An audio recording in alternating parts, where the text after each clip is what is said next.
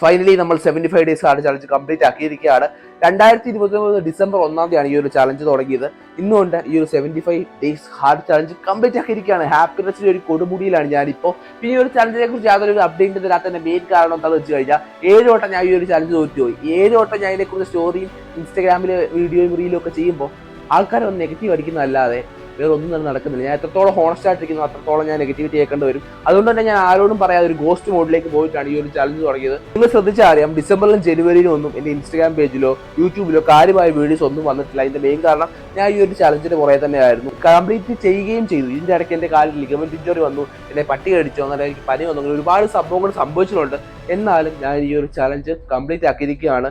After and before photo ഞാൻ കാണിച്ചു തരാം. ഒരുപാട് വലിയ രീതിയിലുള്ള ചേഞ്ചും കാര്യങ്ങളൊന്നും എനിക്ക് വന്നില്ലെങ്കിലും പക്ഷേ എൻ്റെ മെന്റൽ ഹെൽത്തും ഫിസിക്കൽ ഹെൽത്തും നല്ലതുപോലെ ഇമ്പ്രൂവ് ആയിട്ടുണ്ട്. എനിക്ക് 6 പാക്ക് കാര്യങ്ങളൊന്നും വന്നില്ല. എനിക്ക് 6 പാക്ക് വരണമെങ്കിൽ ഏകദേശം 80 കിലോയിലേക്ക് ഞാൻ പോകണം.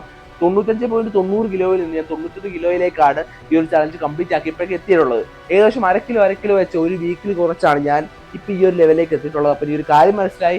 ബോഡി ട്രാൻസ്ഫോർമേഷൻ എന്ന് പറയുന്ന സംഭവം വളരെയധികം ടൈം എടുക്കുന്ന ഒരു പ്രോസസ്സാണ്. ഓരോരുത്തരുടെ ബോഡി ഓരോ ടൈപ്പിലാണ്. നിങ്ങളുടെ ബോഡി മറ്റുള്ളവരെ പോലെ മാറണമെന്നില്ല. അതെനിക്ക് നല്ലതുപോലെ മനസ്സിലായി. എൻ്റെ ജനറ്റിക്സ് എന്ന് വെച്ചാൽ ജനറ്റിക്സ് ആണ് എനിക്ക് മനസ്സിലായി. കുഴപ്പമില്ല. അപ്പോൾ ഇതിന്റെ ബാക്കി വീഡിയോ ഓർഡർ ചെയ്തായിരിക്കും. അപ്പോൾ ഓഡിയോസ്